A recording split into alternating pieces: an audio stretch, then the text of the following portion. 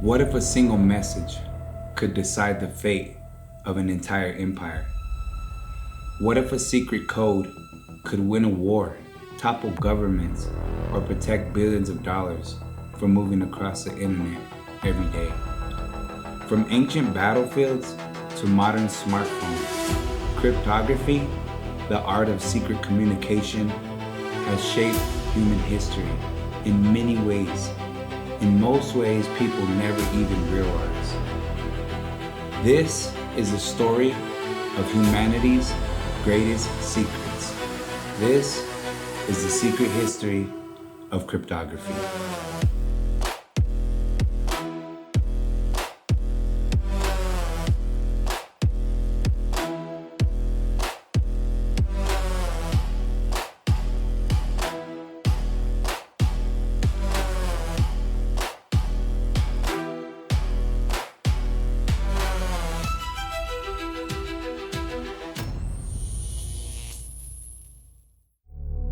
Okay, so let's start with the birth of secrets, as we could call it. Our journey begins nearly 4,000 years ago in ancient Egypt, long before computers and hackers or the internet. Scribes experimented with unusual hieroglyphs to conceal information. These early attempts at secret writing may seem simple today, but they introduced a very, very powerful idea. Not everyone should be able to read every message. Simple. So, as civilizations grew, so did the need for secrecy. Kings, generals, and spies, obviously, all wanted a way to communicate without their enemies listening in. And soon, one civilization would create one of history's earliest encryption devices. The Spartan cipher. Around 500 BCE, the warriors of Sparta relied on a clever tool. At first glance, it looked like nothing more than a wooden rod. But when a strip of leather was wrapped around it, a hidden message appeared. Without a rod of the exact same size, the message became meaningless. For the first time, military secrets could travel across dangerous territory with a layer of protection. But an even more famous cipher was yet to come. Let's transition into Caesar's secret weapon. Julius Caesar commanded one of the most powerful armies in history. Yet, even he feared intercepted messages. So, what did he do?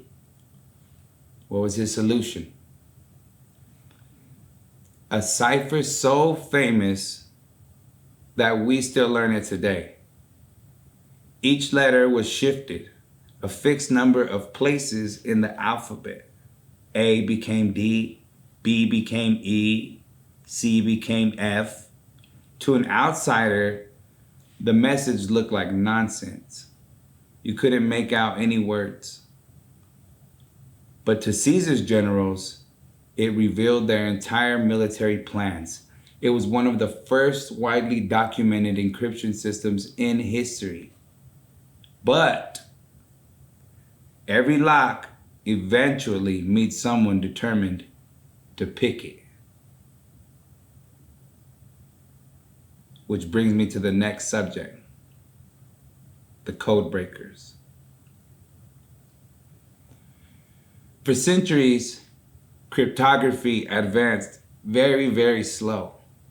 But then, in the 9th century, Brilliant scholars got together and changed everything. They discovered frequency analysis. By studying how often letters appeared in a message, they could uncover hidden patterns and crack substitution ciphers. It was a revolutionary breakthrough. For the first time, code breaking became a science. And from that moment on, cryptography became an endless battle between those creating secrets and those trying to expose them. A battle that continues to this day. Okay, so let's fast forward all the way to the 20th century. The world was at war, and Germany possessed what many believed was an unbreakable encryption machine, the Enigma. With every keystroke, the machine transformed messages into seemingly randomized letters. The number of possible settings was astronomical. Military commanders trusted it completely. They believed their communications were entirely secure. But as we know today, nothing is entirely secure. So they were wrong. Hidden inside a little quiet English estate called Bletchley Park, thousands of codebreakers worked day and night. Among them was a mathematician named Alan Turing. Turing and his team built machines capable of analyzing Enigma messages at unprecedented speeds. After years and years of effort, they finally achieved the impossible. They did it. They broke the code. Historians estimate that this achievement shortened World War II by years and saved millions of lives. But the impact didn't stop there. The machines built to crack codes would help lay the foundations of modern computing. In a very, very real sense, the computer age was born from the struggle to keep secrets and to reveal them. This has always been the internet's greatest problem. Okay. By the 1970s, a new challenge emerged. Computers were connecting across vast distances. But there was a problem. People wanted secure communication. How can two strangers exchange a secret key without meeting in person? For centuries, nobody had a good answer. But then a breakthrough came. The public key. In 1976, a radical concept was introduced: public key cryptography. Instead of sharing one secret, users would have two keys. A public key anyone could know, and a private key only known by the owner. One key locked the message, the other unlocked it. Soon after, the RSA algorithm turned the idea into reality. This innovation became the backbone of digital security.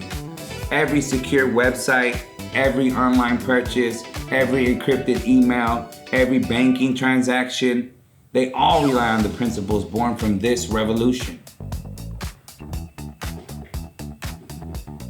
This quickly transformed us into a new age, the age of digital secrets. Today, cryptography protects nearly every aspect of modern life. When you unlock your phone, when you send a message, when you shop online, when you access your bank account, Invisible mathematical shields are working behind the scenes. Billions of encrypted transactions occur every single day, and most people never even notice. But without cryptography, the digital world would collapse into complete chaos. So, this leads us to the next great challenge.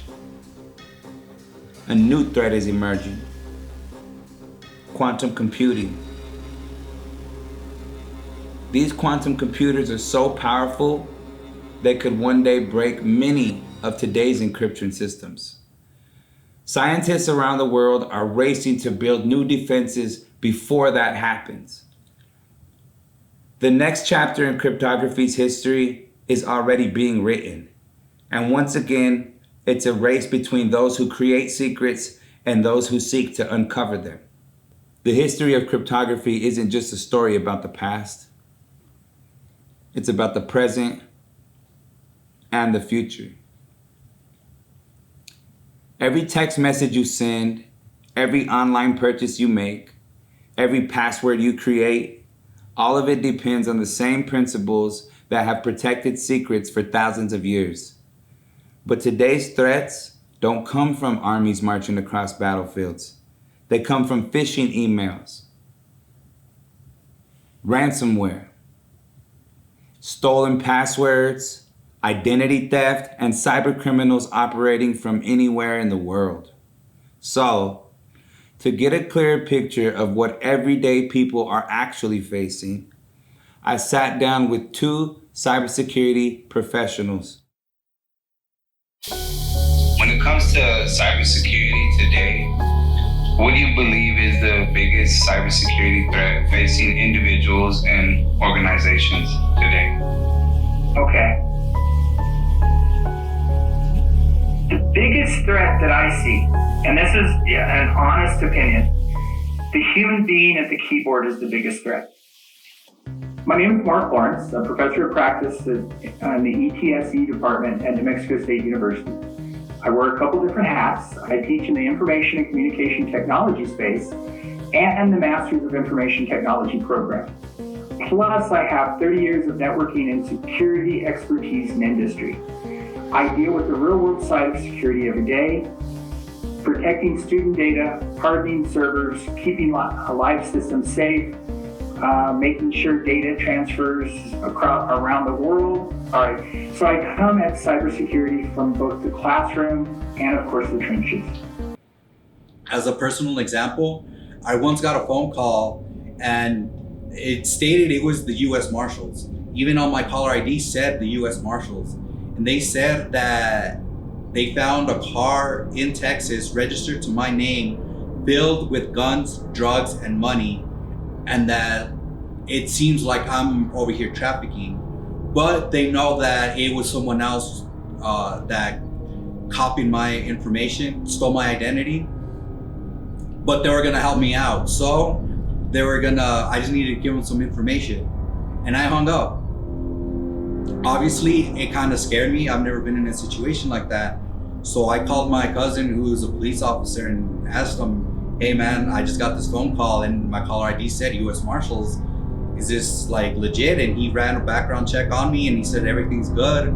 Just as a heads up, usually the police won't call you to tell you that they have this evidence. They're just gonna come to get you. Hi, my name is Javier Flores.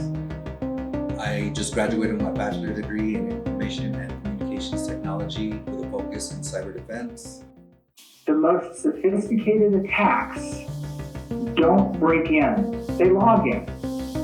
Phishing, credential theft, social engineering accounts for the overwhelming majority of successful breaches. And of course, AI is making those attacks dramatically more convincing. A good example is I can spend a few hours writing code. We can go out and mine data of all a certain person's social media and come back with a fantastic script, or even their bosses or whatever, and use that against them. So AI is making these attacks more convincing. Organizations spend millions on firewalls and then get compromised because someone clicked a link that look like it came from their boss, right? And that's easy to do with all the AI going out and sifting through all that information that we put out there on the internet. Okay, of course you just said it. It's a two-sided coin. For defenders, AI is fantastic at pattern recognition at scale. I mean, before I would sit there and go through log upon log upon log, and I'm human, I can miss things. An AI can go through that same log and you can spot abnormalities at pattern recognition very quickly. So they can look at network traffic, triaging alerts, catching malware variants. No human analyst would find it in the noise. And I've gone through thousands of lines of logs and I miss stuff. Every human misses stuff. Now for attackers, it's an accelerant, right? Because with AI, it writes flawless phishing emails in any language, and we touched on that earlier. Go out and mine the data for you, for example, and I could write something to your friends that sounds exactly like you, okay? AI can write flawless phishing emails in any language. It helps discover vulnerabilities faster on whatever system you're trying to attack and lowers the skill floor.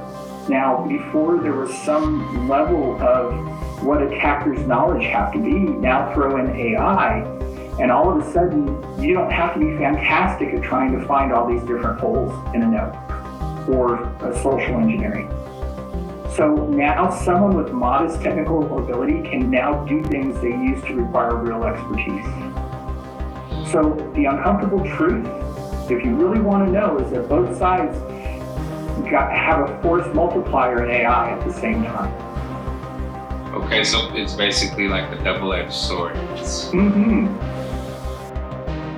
The scary thing about artificial intelligence, in my perspective, is the fact that a lot of people are going towards it for cybersecurity.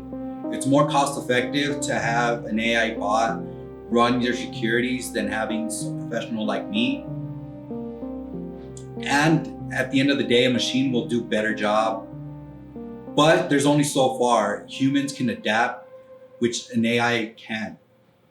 So I see it as, again, a double-edged sword. It's good, but bad, because people look, cybersecurity for the most part isn't something that'll make you money. It's something to protect you. So a lot of companies will see it as not important. But I think in the future, where cyber crimes are a bigger threat, it's gonna be in more demand for cybersecurity professionals, because we're gonna realize you can't have AI protect you if like the regular person doesn't know what they're protecting against. People don't necessarily know what a man-in-the-middle attack is, a DDoS attack is, what type of vulnerabilities there are. So I mean, you can't have AI just fix your problems without knowing what the problems are. Can you kind of give like a brief explanation about what social engineering means in terminology like phishing and vishing, stuff like that?